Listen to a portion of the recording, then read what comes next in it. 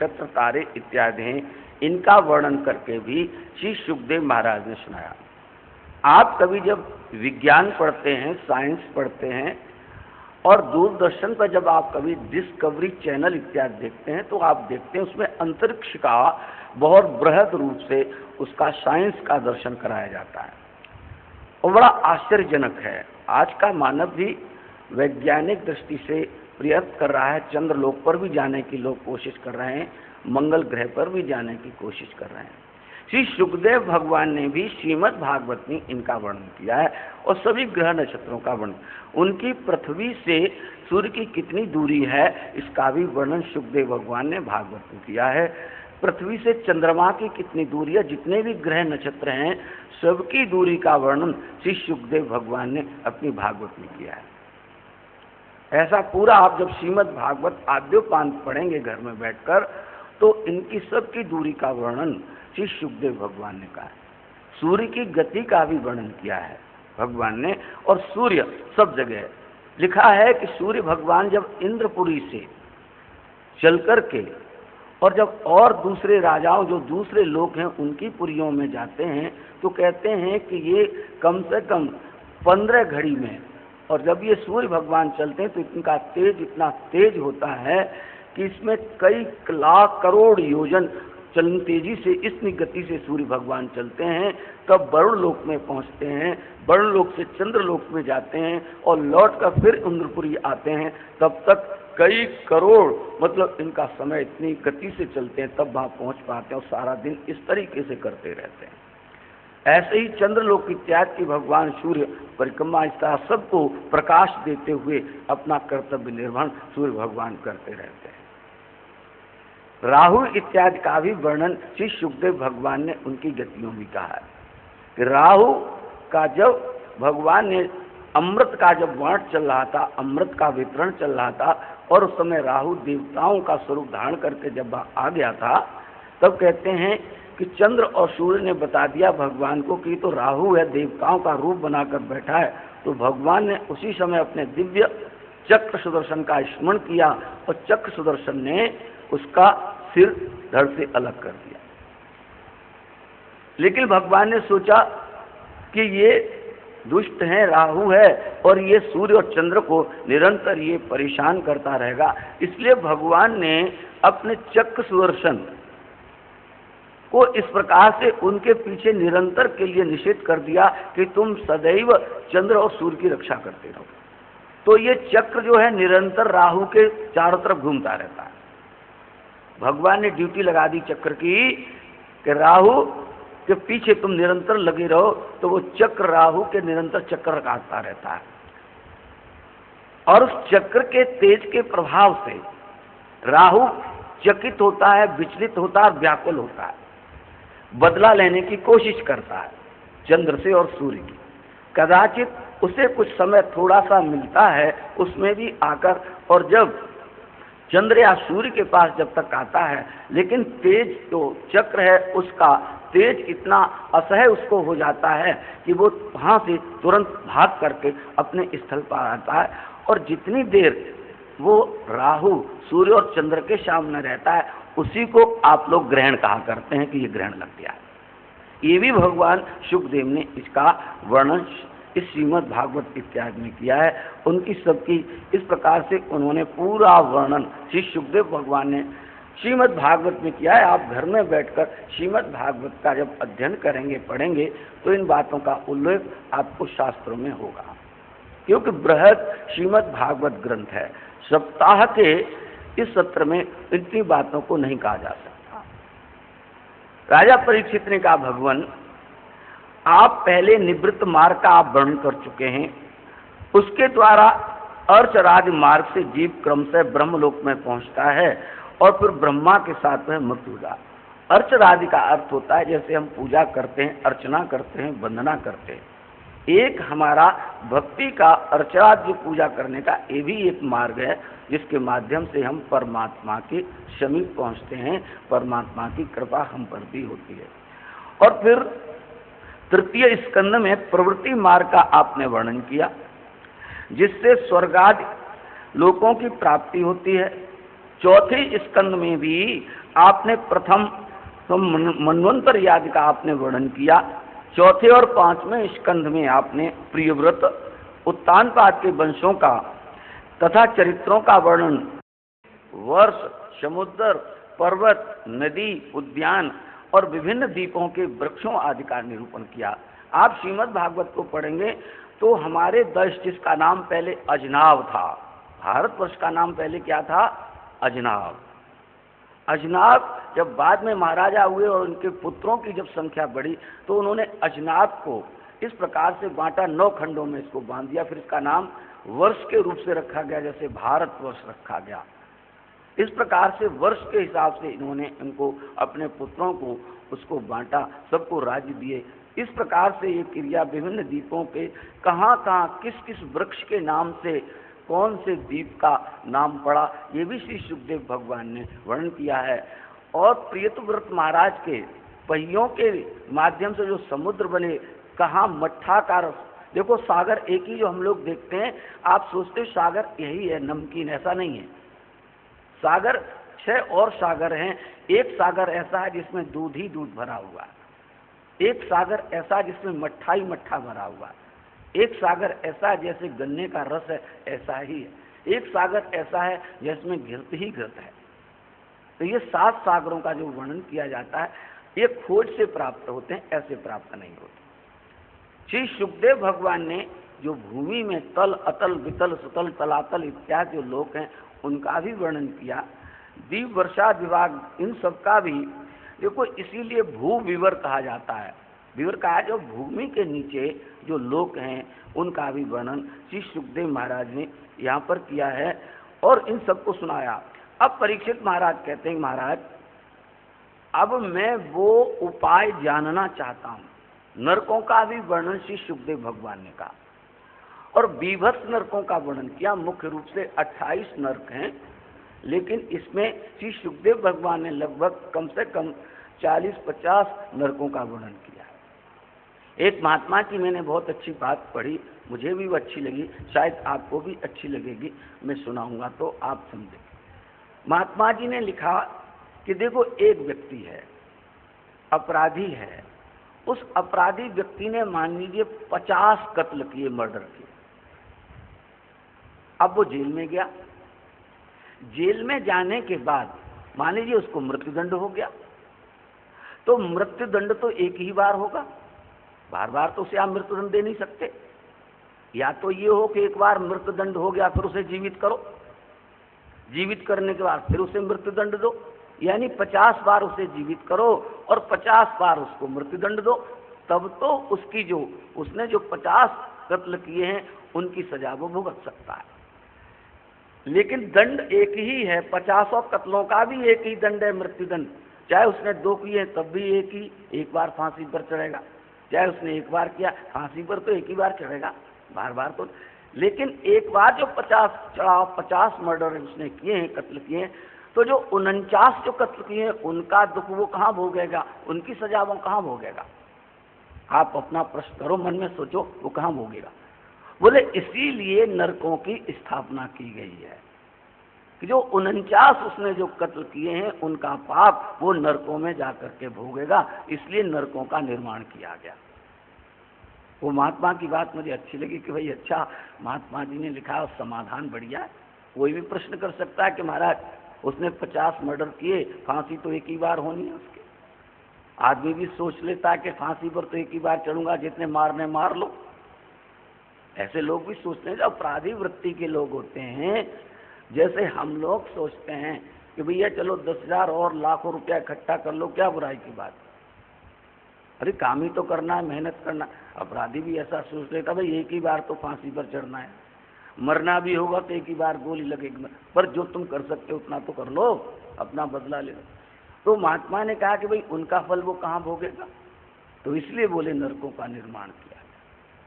ये जो नरकों का वर्णन, और जब नरकों का वर्णन किया तो कहते हैं परीक्षित महाराज डर गए, भयभीत हो गए। महाराज इतने इतने बीभत्स नरक। हमारे यहाँ प्रथा बनाई गई, लोग कहते हैं जीते जी गैया का दान कर लो, भैंस का दान कोई नहीं करता, गाय का दान किया जाता है, और वो भी देसी गाय का किया जाता है। जो अपने देश की गाय। भैंस का दान क्यों नहीं किया जाता? बोले इसलिए नहीं किया जाता कि भैंस की आदत है उसे आप पानी में ले जाओ, ठीक है, सरोवर में ले जाओ, नदी में ले जाओ, तो शीतल जल की शीतलता पाकर वो भैंस एकदम नीचे डूब जाती है। कोई व्यक्ति जो तैराक नहीं है अगर भैंस की पीठ पर बैठ गया तो वो भी डूब जाएगा उससे, तो भैंस आपको डुबा देगी। इसलिए लोग भैंस का दान नहीं करते कि बोले ये तो दान भी जाएगा और डुबा भी देगी, क्या फायदा इस दान से। लेकिन देशी गाय को आप कभी भी इसका अनुभव करें, आप किसी भी नदी में या सरोवर में या झील में गाय को आप उतार दीजिए तो गाय एकदम पूंछ अपनी सीधी करके और एकदम वो तैरती चली जाती है और किनारे पर ही जाकर के निकलती है, वो नीचे डुबकी नहीं लगाती गाय। तालियां बजा लो, तुम बजाते ही तो ऐसे बजाते हो, जब हम कहेंगे तब बजाते हैं।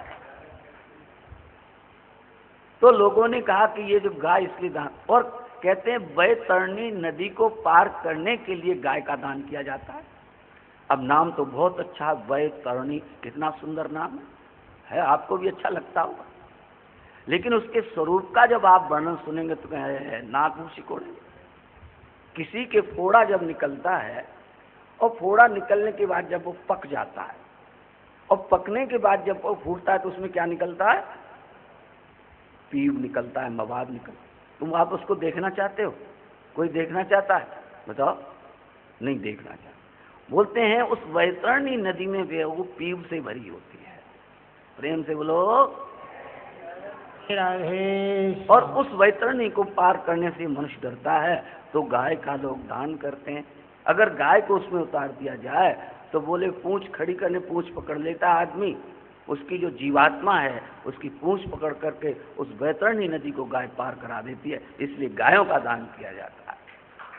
बोलिए गैया मैया जय। इसलिए गायों का दान लोग करते थे, देशी गाय का दान करते थे। भैंस का दान कोई नहीं करता, बैल का दान कोई नहीं करता, गाय का दान लोग करते। तो परीक्षित महाराज ने कहा, महाराज ये तो आपने बड़े भयंकर इनका नाम सुनकर हमको तो महाराज भय लगने लगा। परीक्षित महाराज ने कहा, हमने भी तो जीवन में राज्य का भोग किया है, जाने अनजाने न मालूम हमसे कितने अशुभ कर्म बने होंगे, तो महाराज कोई आप ऐसा उपाख्यान सुनाइए जिसके कारण महाराज हमारा भय भी खत्म हो और दूसरों का कल्याण हो। जय जय श्री राधे श्याम। श्री सुखदेव भगवान कहते हैं कि राजन, इसके दृष्टि से मैं तुम्हें एक आख्यान सुनाता हूं। मनुष्य मन, वाणी और शरीर से पाप करता है, यदि वह इसे जीवन में उसका प्रायश्चित न कर ले तो उसको नरक में जाना ही पड़ेगा। ये सुखदेव भगवान का वचन है कि इस जीवन में अशुभों का अगर व्यक्ति प्रायश्चित नहीं कर लेता तो उसे नरक में जाना ही पड़े, और नरक में न जाना पड़े इसके लिए मनुष्य भगवती कार्य करता है, ईश्वरी कार्य करता है, परमात्मा के कार्य करता है, और परमात्मा के कार्यों में ही ये शक्ति है। देखो, जो आप धार्मिक अनुष्ठान करते हैं, मान लीजिए आपको किसी ग्रह का प्रकोप है, आपने उसका अनुष्ठान कर दिया, अनुष्ठान के माध्यम से ग्रह शांत हो गया, लेकिन ये जरूरी नहीं है कि फिर आपके जीवन में दुख नहीं आएगा।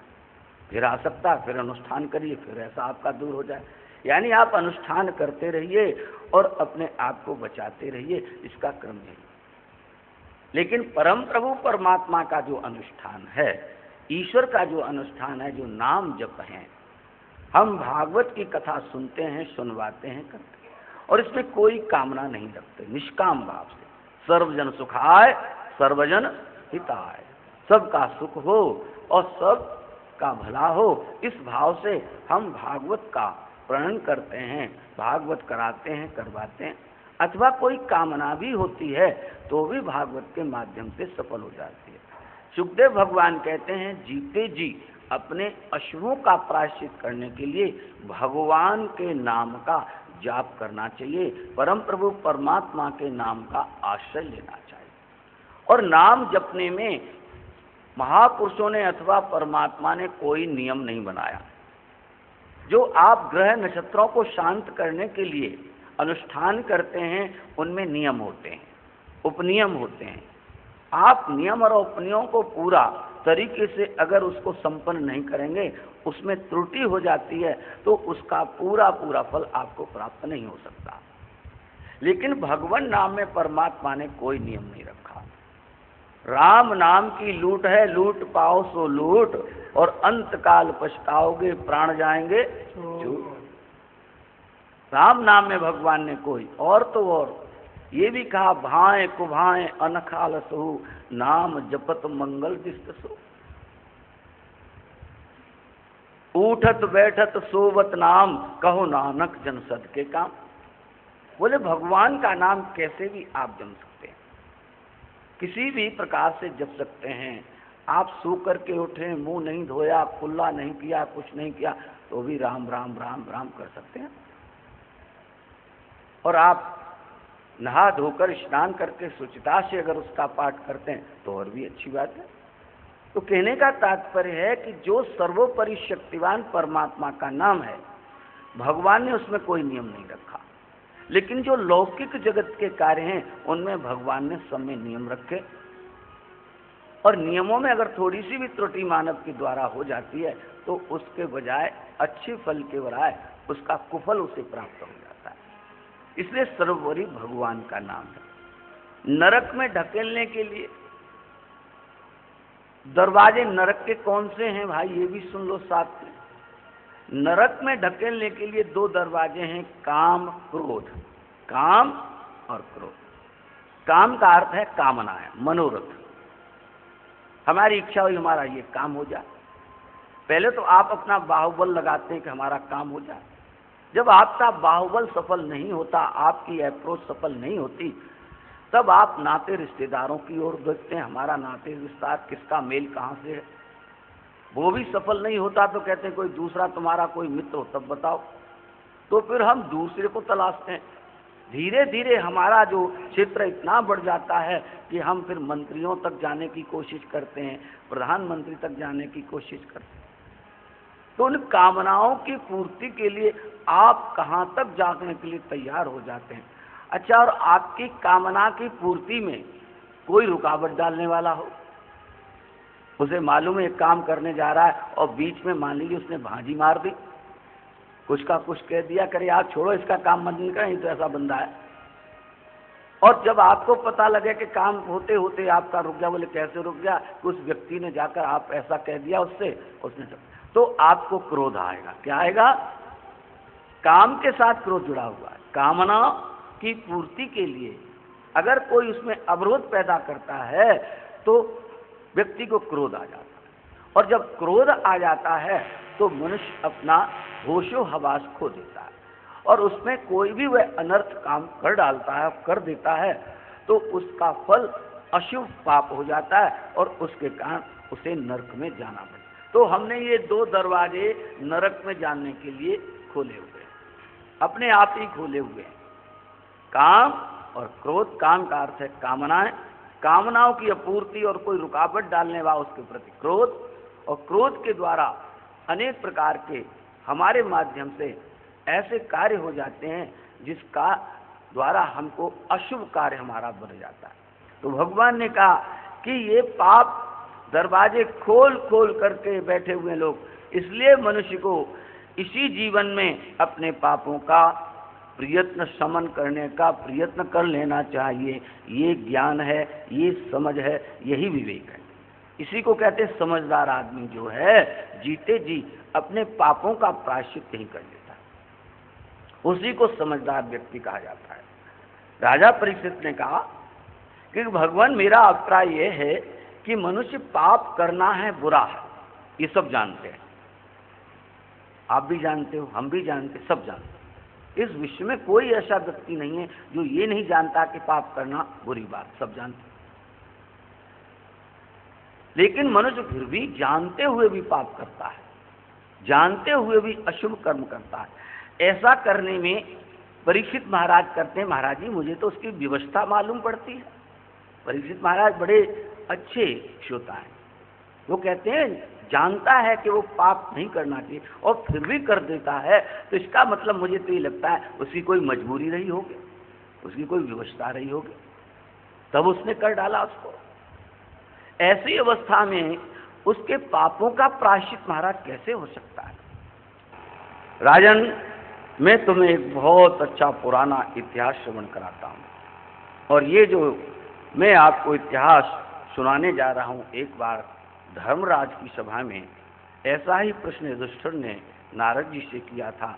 तब नारद महाराज ने जो ये प्रसंग सुनाया था वही प्रसंग बोले मैं तुम्हें श्रवण कराने जा रहा हूँ। जय जय श्री राधे। कान्य कुब्ज में, जिसे आप आजकल कन्नौज कहते हैं, कन्नौज का नाम पहले कान्य कुब्ज था। वहां पर एक ब्राह्मण रहा करते थे, उनका नाम था अजामिल। क्या नाम था? हाँ, अजामिल शब्द का अगर हम संधि विच्छेद करें संस्कृत भाषा के अनुसार तो दो अर्थ होते हैं। अजामिल मतलब अज आमिल और अजामिल दो हुए, अजा धन मिल और अज धन आमिल, दो अर्थ। ठीक है। अज कहते हैं ब्रह्म को, अज कहते हैं परमात्मा को, अज कहते हैं भगवान को। और आमिल शब्द का अर्थ हुआ कि अजामिल महाराज भगवान से नहीं मिले, ब्रह्म से नहीं मिले। बोले किससे मिल गए? बोले अजा, अजा कहते हैं माया को, भगवान अजा मिल, बोले माया से मिल गए अजामिल महाराज। तो अजामिल शब्द का अर्थ ये हो गया कि अज कहते हैं ब्रह्म को, जो ब्रह्म से न मिलकर माया से मिल गए। कान्यकुब्ज महाराज यहाँ के निवासी अजामिल ने अपने आप को परमात्मा से नहीं मिलाया, वे अज से अर्थात परमात्मा तो एक बार ये जंगल में संध्या इत्यादि लेने के लिए जा रहे थे। इन्होंने एक बड़ा विचित्र दृश्य देखा। एक शूद्र एक शूद्रा दोनों उस वन खंड में निर्वस्त्र होकर के कामुक चेष्टाएं कर रहे थे। इन्होंने उसको देख लिया और इनका मन उस कामना में प्रविष्ट कर गया। इनके घर में सुंदर नव यौवना इनकी सती वृत्ति की नारी थी, पतिव्रता नारी थी, सुंदर थी। महाराज जी की श्री अजामिल महाराज की बड़ी प्रतिष्ठा थी, लेकिन कुसंग में फंसकर इनका मन बड़ा विचलित हो गया और अपनी सुंदर सती स्वाधी नारी का तो परित्याग कर दिया और उसी नारी से, जो शूद्र व्यक्ति जिसके साथ अटखेलियां कर रहा था, उसी के घर पहुंच करके और उसको अपने घर में ले आए और अपनी नारी का परित्याग कर दिया। ये कुसंग का प्रभाव होता है, ये कुसंग का प्रभाव होता है। घर में ले आए, जब तक धन रहा उसकी उस पर खूब लुटाया। अब जब घर में धन नहीं रहा, अब उसको प्रसन्न करने के लिए क्या करें? तब वो दूसरे साधनों को, जिसे आप लोग निषिद्ध मानते हैं, लोगों का धन हरण कर लेना, लूटपाट कर लेना, चोरी कर लेना, ये सब करना, और खान पान से भी वो भ्रष्ट हो गए, भक्षा भक्ष का सेवन करने लगे। और धनापूर्ति करने के लिए जो निषिद्ध कार्य हैं, जिनका शास्त्र निरोध करता है, विरोध करता है, उसको वो अपने जीवन में अपनाने लगे।